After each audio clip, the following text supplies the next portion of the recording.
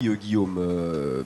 D'abord, pour la pédagogie que tu développes là, parce que c'est finalement une question assez compliquée, tu auras mis les moyens de nous permettre de comprendre le travail qui a été réalisé, et y compris les limites de ce travail. Puis double remerciement, puisque je surveille la pendule, et on avait dit 1 heure, et tu es resté dans l'heure, donc c'est très bien.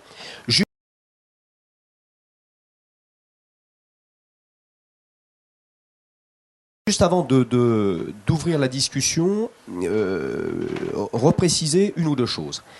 Vous avez compris la démarche et le projet d'Andéo.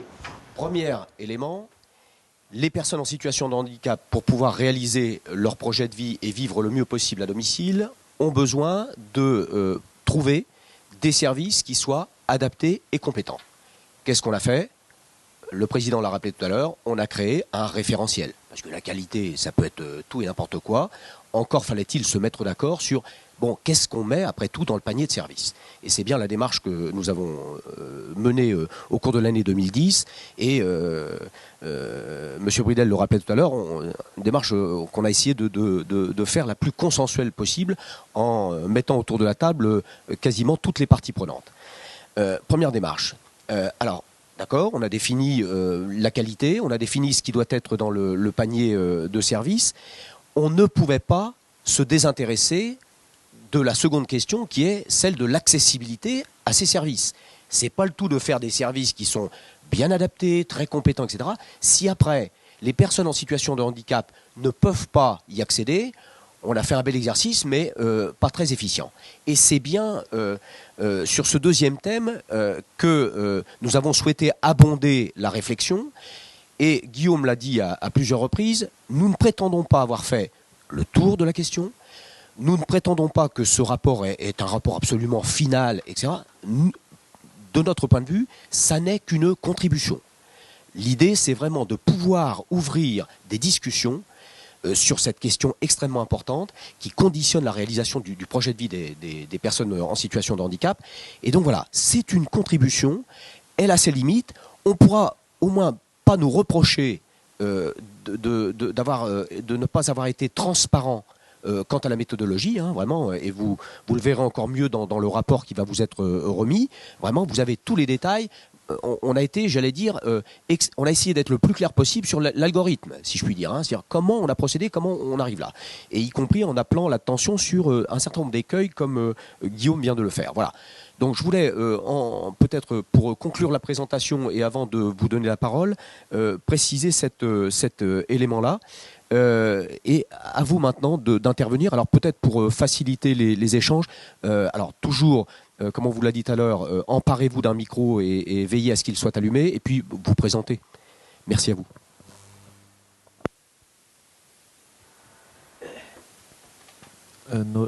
Ça marche ? Noël Boutier de TSA Travail Social Actualité. Alors la question que j'avais posée et qui avait interrompu l'exposé assez brillant, c'était de savoir si, puisque vous parliez des 2 conventions collectives services en gros lucratifs et d'un côté et de l'autre côté l'associatif, il me semble que c'est janvier 2013 que vous avez fait cette étude, et c'est à ce moment-là, il me semble, que la nouvelle convention collective s'est appliquée. Donc je ne sais pas si vous êtes tenu compte, parce qu'en fait elle s'est mise en place, mais c'est mis en place très progressivement dans les associations. Donc je ne sais pas si les coûts que vous indiquez, même si ça reste, à mon avis, la différence reste assez marginale. Ce qui m'a interrogé, moi, c'était le deuxième critère, là, le deuxième groupe de critères, hein, qui s'appelle adaptation au projet de vie, je crois, un truc comme ça. Et en fait, le coût, l'impact net est assez faible. Je crois que c'est moins de 20 centimes. Et je me suis dit, donc ça veut dire que les services, globalement, répondent bien à la nécessité d'intégrer, enfin de respecter, voire d'accompagner le projet de vie des gens. C'est-à-dire que donc ce sera un point plutôt positif, si j'ai bien compris, enfin, l'interprétation qu'on peut en faire de ça. C'est pas pour un jugement de valeur, mais c'est quand même que d'un côté, il y a 80 centimes de coût brut, et de l'autre côté, il y a 20 centimes de coût net, hein, enfin d'impact net. Oui, alors quelle lecture vous faites un peu de ces différences entre les coûts bruts et l'impact net, puisque je trouve que la méthode est très intéressante à ce niveau-là, c'est de mesurer ce qu'il faut faire et ce qui est déjà fait. Voilà pour l'instant. La question de la convention collective, vous avez raison. Ce qu'on a fait, c'est qu'on a effectivement anticipé dans l'évaluation des coûts concernant les entreprises commerciales la mise en œuvre de cette convention. Notamment sur le travail de nuit, il y avait un certain nombre d'éléments comme cela où on a en fait appliqué la convention collective comme s'il l'appliquait déjà depuis un certain temps. Ça, c'est le premier élément, c'était pour ne pas être trop en décalage au moment où on publierait l'étude et la réalité des services. Sur le respect du projet de vie lui-même, enfin sur cette famille de caractéristiques, effectivement, ce qu'on observe, c'est que pour les services qui ont répondu à l'enquête, qui sont, je rappelle, des services labellisés Capandéo, donc des services qui ont fait le cheminement de vouloir entrer dans la démarche, étaient des services qui, avant d'entrer dans cette démarche, étaient effectivement déjà bien en avance sur cette question d'adaptation autour de la question du projet de vie. Voilà, et c'est effectivement ce qu'on observe. Si je regarde, vous avez... voilà, sur l'évaluation, par exemple, des besoins à domicile, 3% des services n'évaluaient pas les besoins à domicile. 3%. Bon, c'est marginal. C'est-à-dire que l'ensemble des autres le faisaient absolument, bien sûr. Donc c'est pourtant quelque chose qui peut avoir un coût brut, hein, le déplacement à domicile, le temps passé, les temps de rédaction, des bilans, etc. Mais de fait, c'est un impact net extrêmement réduit parce qu'en réalité, ils le faisaient déjà auparavant. Vous avez de même le remplacement dans l'heure que j'ai évoqué, qui est celui qui coûte le plus parce qu'on l'a évalué, nous, à partir de la mise en place d'un dispositif d'astreinte. C'est-à-dire qu'on s'est posé la question avec les experts qui étaient dans le groupe, les responsables de service, hein, les gérants de service, les directeurs de service. On s'est dit, mais c'est quoi le meilleur dispositif qu'on peut prendre un peu standard pour pouvoir réaliser ce remplacement dans l'heure? Et tout le monde s'est accordé à dire, a priori, c'est le système de l'astreinte, c'est-à-dire qu'on est tombé sur l'idée que quand j'ai 15 intervenants sur le terrain, il faut que je prévoie d'avoir un intervenant en astreinte au cas où l'un des 15 serait absent de manière inattendue. Et donc pouvoir procéder à ce remplacement dans l'heure. Évidemment, l'astreinte, ça a un coût tout à fait significatif. Hein. Mais il se trouve que la plupart des services, hein, là je regardais, c'est 70% d'entre eux réalisaient déjà le remplacement dans l'heure. 50% totalement et 20% partiellement. C'est-à-dire qu'ils le faisaient quand ils pouvaient, je suppose, mais en tout cas, ils avaient déjà cette démarche-là. Donc en réalité, il n'y a que 30% des services qui ne faisaient absolument pas le remplacement dans l'heure. Je dis que, je ne devrais peut-être pas dire que, parce que 30% c'est quand même beaucoup. C'est-à-dire pour une personne en situation de handicap qui a sur son territoire des services qui ne sont pas labellisés Capandéo, elle a quand même une chance sur 3 de tomber sur un service qui ne lui fera pas le remplacement dans l'heure. Hein. Ce qui est évidemment un vrai souci pour la personne en situation de handicap. Une fois qu'ils sont labellisés, qu'ils ont fait la démarche, évidemment, ils organisent ce remplacement dans l'heure avec la mise en place d'une astreinte le plus souvent. Donc effectivement, ce que vous dites est juste, et c'est pour ça qu'on évoquait la loi de 2002, mais pas seulement, mais c'est l'idée que tout cet état d'esprit de réponse individualisée, d'essayer d'adapter la réponse aux besoins de la personne à ses attentes, est quand même déjà bien imprégné dans la tête de beaucoup de services, en tout cas des services qui rentrent dans la démarche de labellisation Capandéo. Hein. C'est ça que ça révèle. Est-ce que j'ai répondu à toutes vos questions? Il me semble qu'il y en avait une troisième, non? Je voulais compléter. Vous n'avez pas du tout introduit. Alors je sais que c'est un sujet qui fait polémique et que nous, quand on écrit le secteur lucratif, on a nos lecteurs lucratifs qui gueulent en disant mais on n'est pas là pour faire de l'argent. Malgré tout, ils sont quand même là dans une structure privée. Est-ce que vous avez fait un différentiel? Par exemple, le point 2 qui me semble pour moi un des plus importants, là, le respect du coût de la vie, le respect du projet de vie. Est-ce que vous avez fait vous avez comparé les résultats du secteur associatif et du secteur dit lucratif? Et alors, complémentairement à cette question, il y a un internaute qui pose la question. Quels sont les... Le micro était là. Il n'est pas lié? Ah, excusez-moi, oui. Complémentairement à votre question, monsieur, il y a un internaute qui pose cette question en disant quelles sont les actions menées auprès des conseils généraux au sujet des différences d'aide accordées selon que les personnes handicapées utilisent des services agréés ou des services autorisés. Alors, je te laisse oui. répondre Alors, sur la première question, et je te laisse sur la seconde. Sur la première question, honnêtement, étudier les différences de coûts entre les deux conventions collectives, en réalité, c'est de ça dont on parle, impliquerait une étude à soi seule, parce que... donc c'est pas un sujet qu'on a travaillé nous, on s'est pas amusé à aller regarder les associations, elles sont plus chères ou elles sont pas plus chères, les entreprises, etc. Parce qu'en fait, dans la réalité concrète, il y a tellement d'autres facteurs qui rentrent en ligne de compte, d'organisation, comment j'ai organisé mon accueil, comment j'ai organisé mes remplacements dans l'heure, etc., qui impactent tellement plus. Et puis les qualités du public auprès duquel on intervient qui jouent énormément sur les coûts de revient.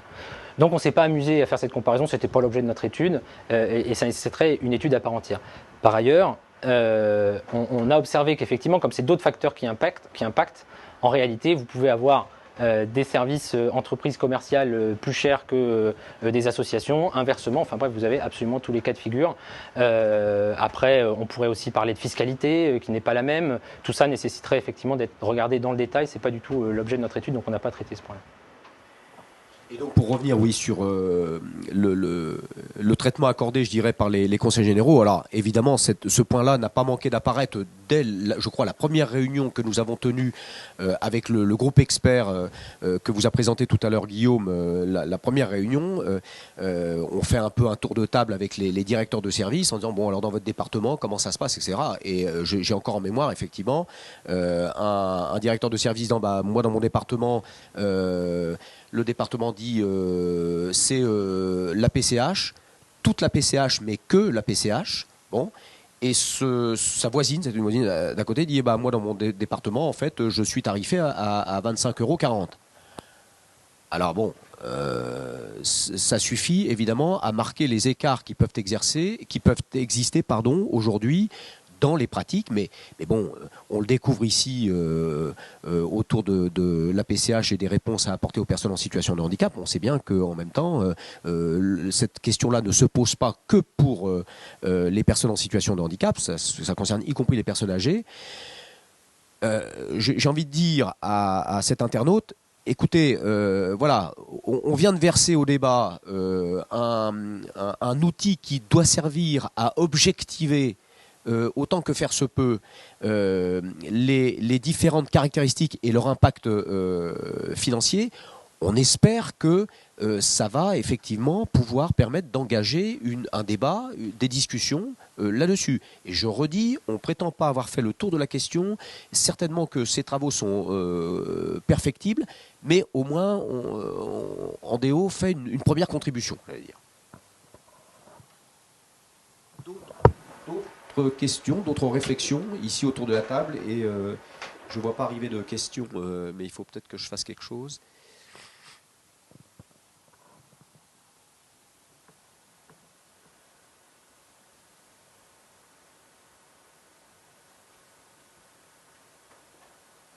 Alors vous trouverez dans le rapport, je vois qu'il y a une question. Oui.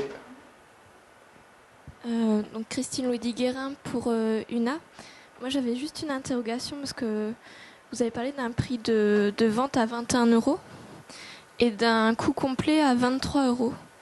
Du coup ça fait une différence pour les structures. Est-ce que vous avez par cette étude eu connaissance de difficultés des structures justement qui s'engagent dans une activité qui leur tient à cœur mais qui donc financièrement apparemment ne peuvent pas faire face aux coûts qui sont engendrés? Alors il y a trois éléments. Le premier, c'est des tensions dans les organisations des services. C'est-à-dire que pour réussir à contenir l'impact sur le prix du coût, chacun essaye de trouver les bons bouts de ficelle d'organisation, etc., qui permettent de faire un moindre coût. Avec tous les risques que cela peut représenter en termes de qualité finale. Mais il y a ce souci d'optimisation permanente, d'essayer de trouver entre deux solutions. Je prends celle qui est en même temps la moins chère et qui néanmoins garantit de respecter les caractéristiques handicap qu'on a évoquées jusqu'à présent.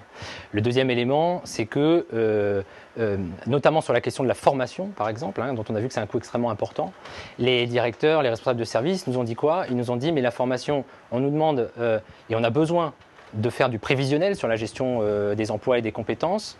On a donc besoin de se projeter dans le temps. Or, le financement de la formation, lui, nous impose d'être sans arrêt dans des recherches de financement particulières d'une année sur l'autre, d'être sans arrêt dans du montage de dossiers pour réussir à financer avec d'énormes incertitudes sur le fait d'avoir le financement ou de ne pas l'avoir, des arbitrages à réaliser, bref, un contexte de gestion extrêmement difficile pour eux sur un poste très important.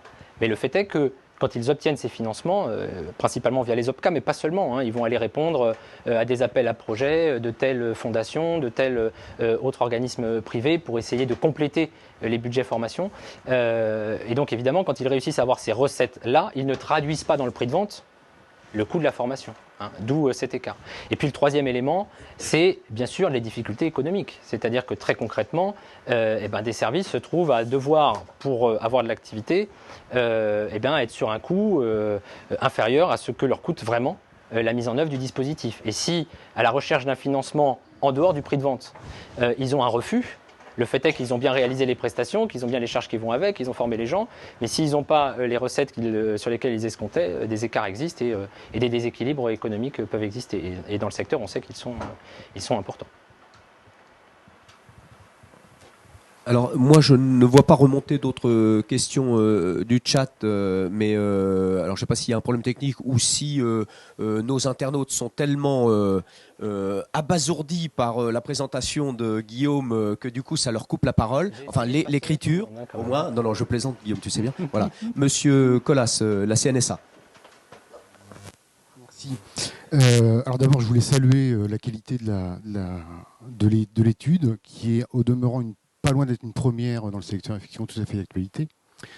En revanche, j'avais une interrogation sur les modalités de calcul. Ce à quoi vous ne vous êtes pas risqué, vous nous laissez faire la soustraction pour calculer le reste à charge. Ah, j'ai bien compris. En revanche, vous ne prenez de base que le tarif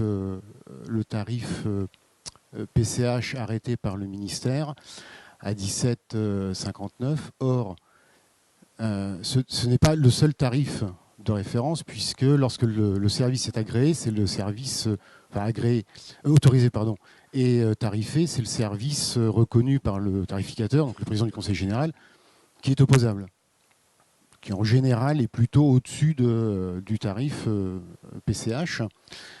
Et dans la mesure où vous avez pas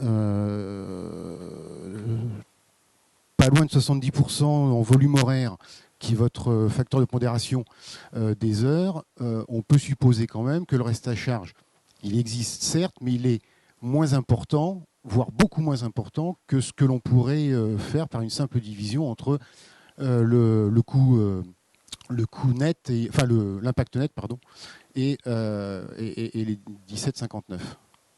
C'est un élément de pondération qui me semblerait important au moins à mentionner. Alors ça me permet de faire une précision qui est que ce reste à charge, c'est une moyenne des restes à charge observés dans les services. C'est-à-dire que ça n'est pas le résultat d'une simple soustraction entre un prix de vente moyen, c'est bien service par service. On leur a demandé, en fait, très concrètement, on a un tableau où on leur a demandé quel est le montant de PCH dans votre département. Quel est votre prix de vente? On l'a fait d'ailleurs pour la semaine, pour le dimanche, etc. Là, on s'est tenu au chiffre de la semaine. Parce que comme on n'avait pas les pondérations d'activité week-end, dimanche, on n'a pas pu le faire. Mais peu importe. Et on arrive effectivement à ce reste à charge. Alors, la difficulté étant que ce reste à charge est effectivement soit pour les personnes handicapées, il peut, le cas échéant, être pour le département, pour les services autorisés, par ailleurs tarifés, et quand le département paye intégralement le tarif. Mais le reste à charge que vous avez là, c'est bien une moyenne qui est à partir de chacun des services où on leur a demandé comment êtes-vous traité en termes de PCH dans le département, en quelque sorte. Donc ça inclut les autorisés. C'est-à-dire qu'un autorisé qui a un tarif à 22 € et que le département lui paye 22 €, le reste à charge, il est 0 dans la moyenne. Et il y est dedans.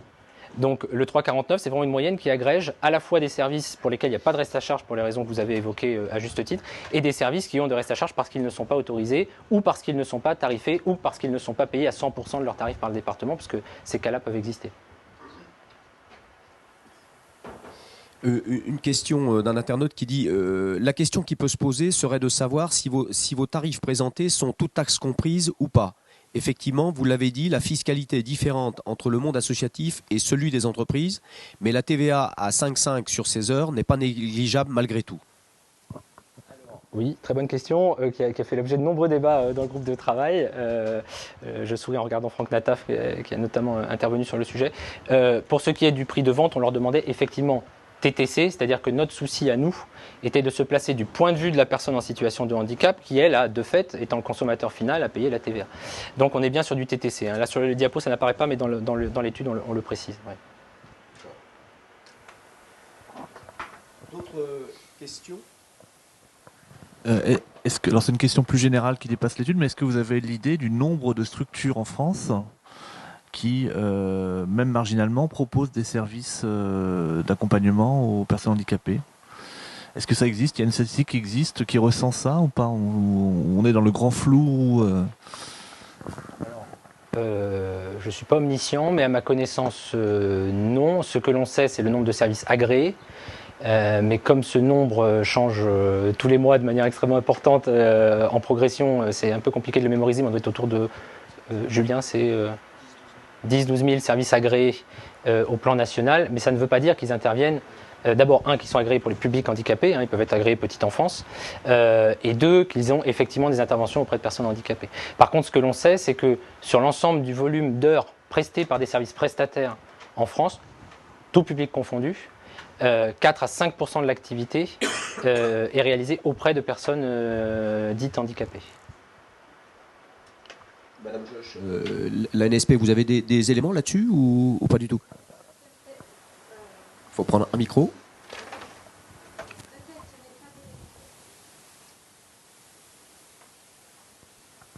Alors, de tête, je ne peux pas vous donner de chiffres plus précis, sinon celui que vous avez cité, effectivement, de l'ordre de 4 à 5% sur l'ensemble, effectivement, des prestataires qui interviennent auprès du public fragile.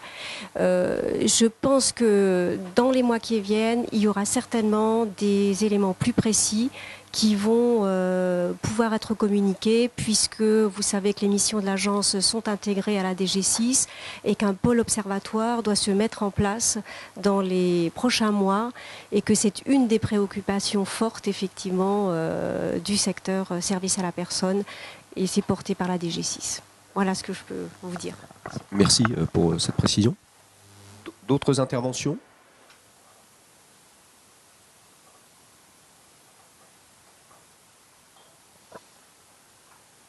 Alors, j'essaye de rafraîchir mon écran pour voir apparaître normalement une question.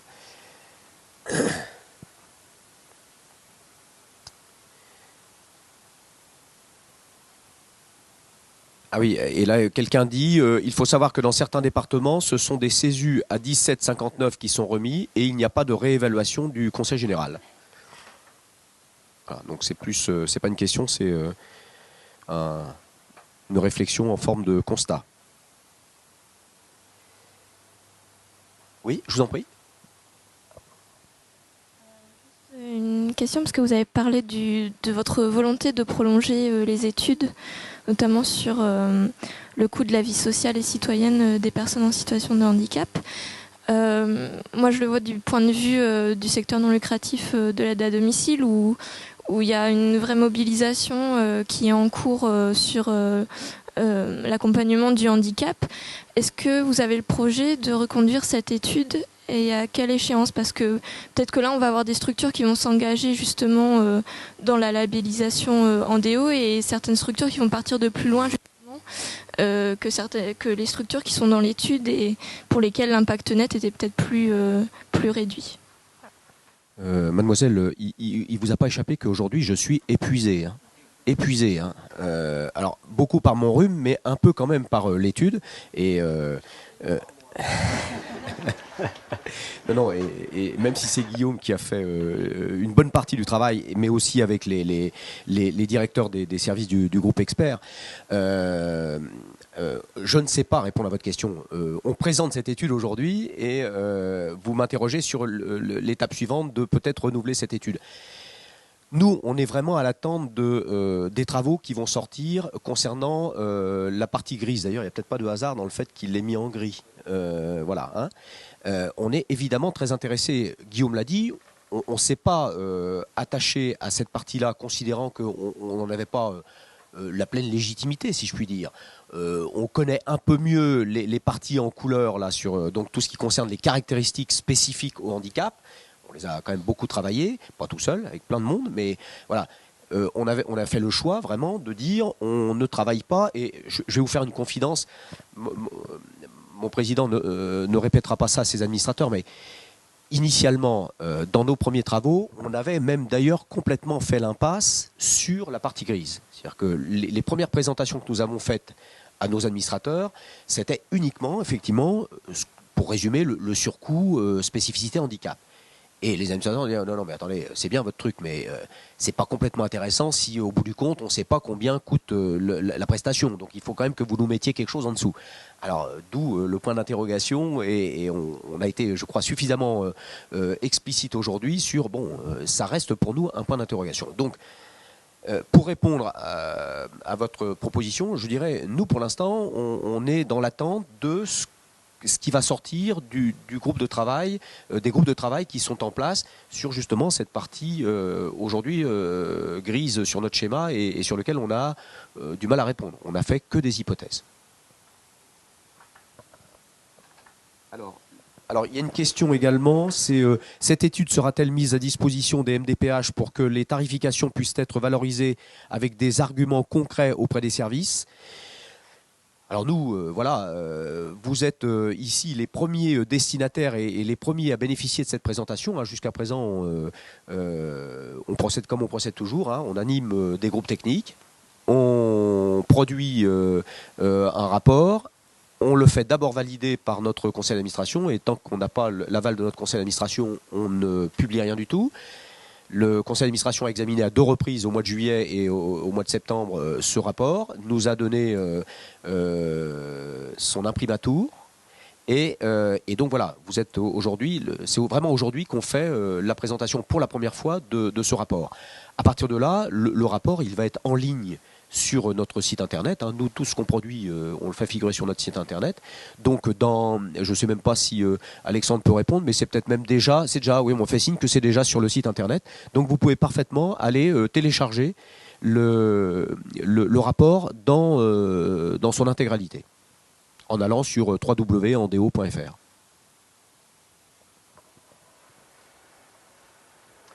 Donc, y compris auprès des MDPH, évidemment, en termes de diffusion, aucun problème. Juste, je voudrais faire une précision sur la question de la fourchette. J'ai bien dit tout à l'heure que c'était une fourchette minimum, compte tenu de tous les éléments que j'avais ajoutés. Vous pourriez reprendre le rapport de l'IGAS, qui date de 2010 maintenant, sur cette question de la tarification, et qui disait à un moment donné que pour lui, sur les services qui interviennent auprès de publics fragiles, et notamment les personnes en situation de handicap, ils sont en général au-dessus de 22 €, disait-il. Et finalement, les travaux qu'on a conduits 2 ans plus tard nous amènent à un résultat tout à fait concordant, peut-être légèrement supérieur parce que nous, on n'est vraiment que sur du public en situation de handicap, mais on est sur des résultats concordants. Est-ce qu'il y a d'autres questions avant que nous ne concluions cette rencontre ? Et nous sommes dans les temps, donc c'est parfait. S'il n'y a pas d'autres questions, je veux redire, pour terminer, que c'est une contribution et on est évidemment ouvert aux critiques qui pourraient être faites sur la méthodo, enfin sur vraiment comment on peut améliorer les éléments figurant dans ce rapport. Je veux également préciser que la posture d'Andeo n'est pas de dire, maintenant on a déterminé une fourchette de prix, les pouvoirs publics, c'est maintenant à vous Non, notre posture n'est pas celle-ci. Dans les différentes caractéristiques, Guillaume a insisté à plusieurs reprises sur l'exemple de la formation, qui vient impacter de manière très significative sur le surcoût handicap. Moi, je renvoie à ce qui figure dans le rapport auquel a fait allusion tout à l'heure Guillaume, le rapport que nous avons publié en février dernier concernant la formation, et où dans les préconisations, c'est la préconisation numéro... Il y a 18 préconisations dans ce rapport. La préconisation numéro 16 qui dit prioriser les formations handicap dans les politiques de branche et les plans de formation. Si à un moment donné les commissions paritaires finalement prennent des décisions politiques en disant on considère que le handicap c'est une priorité et il faut vraiment qu'on flèche des crédits sur ce domaine-là, pouf, ça vient immédiatement impacter. Guillaume l'a signalé, dans les services que nous avons examinés, un certain nombre ont des impacts en termes de formation relativement faibles. Parce qu'ils ont su aller chercher des financements complémentaires auprès des régions, parce qu'ils flèchent une bonne partie de leur crédit, etc. Voilà. C'est simplement pour réinsister encore sur le fait que ce rapport, il a vraiment vocation à pouvoir ouvrir des débats, des discussions. Hein. C'est vraiment sa finalité. Voilà. Alors, j'ai un autre... Ah oui, alors, et une autre réflexion, c'est l'étude met en évidence un différentiel financier considérable entre le 17,59 et le réel. Qui a compétence à réévaluer les 17,59? Autrement dit, qui a compétence pour refixer un nouveau montant de PCH? Moi, c'est comme ça que je comprends la question. Alors, on sait répondre à ça? C'est l'État, il me semblait aussi. C'est M. Colas, CNSA, qui répond. C'est effectivement l'État qui fixe ce montant de PCH. D'un point de vue purement technique, c'est que réglementairement, le tarif PCH, ça pourrait d'ailleurs tout à fait être autrement. Mais aujourd'hui, et depuis le début, le tarif PCH est en fait lié au montant de rémunération brute, je le disais tout à l'heure, d'une auxiliaire de vie sociale dans la branche de l'aide à domicile. Donc, si la valeur du point dans cette branche ne bouge pas, le montant de la PCH lui-même ne bouge pas. En tout cas, pas automatiquement, sauf à ce qu'il y ait une décision de modifier son montant par un nouveau décret. Mais on est dans cette situation. Et comme la valeur du point dans la branche de l'aide à domicile n'a pas changé depuis 2009, de fait, ça fait 4 ans que la PCH demeure à 17,59 €. Merci Guillaume pour cette précision. Je vous laisse le soin, mon cher président. De remercier donc tous ceux qui ont participé, puis les internautes. Et puis maintenant, il s'agit de faire vivre cette étude. Toutes les fédérations donc, qui sont membres du conseil d'administration, évidemment, s'approprient cette étude et vont pouvoir maintenant la diffuser très largement, que ce soit donc l'UNAPI, l'APF, la FEGAPI, la FISAF, toutes les associations maintenant vont pouvoir faire vivre cette étude. Et merci à Guillaume et au groupe expert d'avoir travaillé pendant quelques mois pour la réalisation de cette étude. Merci à vous.